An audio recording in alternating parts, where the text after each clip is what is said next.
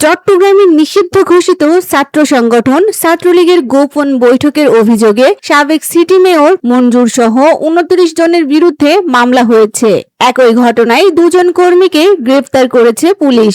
অভিযোগ অনুযায়ী গোপনে একটি বৈঠকের আয়োজন করা হয়েছিল। এ ঘটনাকে কেন্দ্র করে আইন শৃঙ্খলা বাহিনী তদন্ত কার্যক্রম শুরু করে। পরে সংশ্লিষ্টদের বিরুদ্ধে মামলা দায়ের করা হয়। মামলায় সাবেক সিটি মেয়র মঞ্জুরের নাম সহ মোট ২৯ জনকে আসামি করা হয়েছে। পাশাপাশি অভিযানের অংশ হিসেবে দুজন কর্মীকে আটক করে গ্রেফতার দেখানো হয়েছে। ঘটনার সঙ্গে জড়িত অন্যদের বিষয়ে অনুসন্ধানও চলছে। সর্বশেষ পরিস্থিতিতে মামলার তদন্ত অব্যাহত রয়েছে। গ্রেফতার হওয়া ব্যক্তিদের বিরুদ্ধে আইনগত প্রক্রিয়া চলছে এবং সংশ্লিষ্ট কর্তৃপক্ষ ঘটনাটির বিভিন্ন দিক পর্যালোচনা করছে। বিষয়টি চট্টগ্রামের রাজনৈতিক অঙ্গনে আলোচনার কেন্দ্রবিন্দুতে রয়েছে।